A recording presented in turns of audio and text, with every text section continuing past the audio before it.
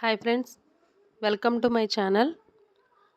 ఈరోజు మనం RRB NTPC ఎగ్జామ్లోని బయాలజీ ప్రీవియస్ బిట్స్ ఎక్స్ప్లెనేషన్తో చూద్దాం.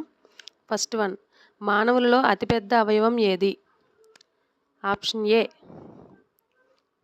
చర్మం. నెక్స్ట్, చర్మం మానవ శరీరంలో అతిపెద్ద అవయవం మరియు ఎక్కువగా కనిపించేది. ఇది శరీరం ఉష్ణోగ్రతను నియంత్రించడం మరియు ఇతర అవయవాలను బ్యాక్టీరియా నుంచి రక్షించడం వంటి అనేక నిర్దిష్ట విధులను నిర్వహిస్తుంది. అలాగే 20 చదరపు అడుగుల కంటే ఎక్కువ ఉపరితల వైశాల్యాన్ని కలిగి ఉంటుంది. కాలియం మానవుని శరీరంలో రెండవ అతిపెద్ద అవయవం. సెకండ్ వన్, డైలోనిక్స్ రెజియోరాఫిన్ దేని యొక్క శాస్త్రీయ నామం? Option B gulmohar. So Delonix regia అంటే గుల్మోహర్. ఇది మధ్యస్థ పరిమాణ ఆకురాల్చే చెట్టు.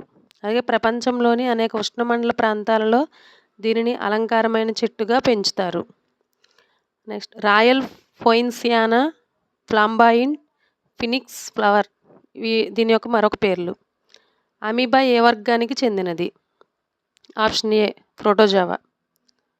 సో అమీబా అనేది ప్రొటిస్టా రాజ్యానికి చెందిన ఏకకణజీవి. అలాగే ప్రోటోజోవా ఫైలంకు చెందింది. అలాగే అమీబా ఫాగోసైటోసిస్ లేదా ఫినోసైటోసిస్ ప్రక్రియ ద్వారా ఆహారాన్ని తీసుకుంటుంది. మధుమేహం దేని వల్ల వస్తుంది?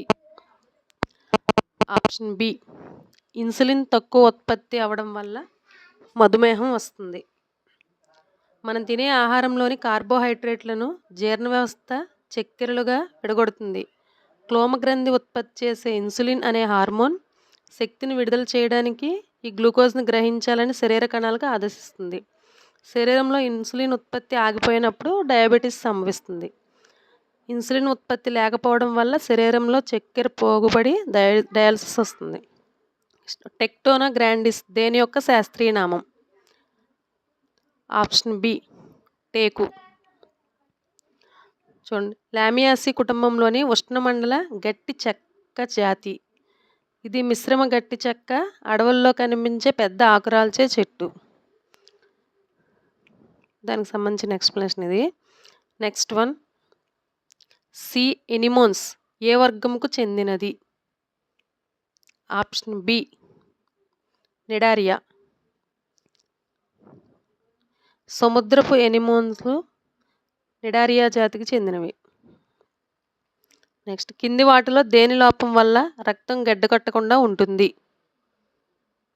Option B vitamin K. Vitamin K లోపం వల్ల రక్తం గడ్డకట్టదు.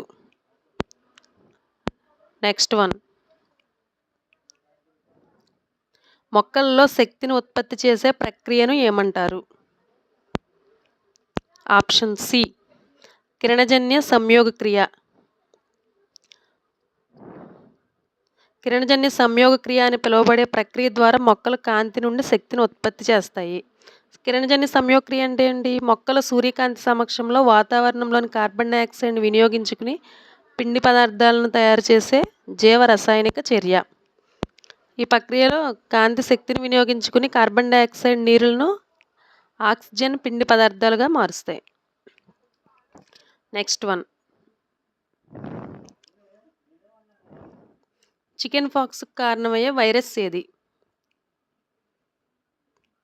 Option B varicella zoster virus.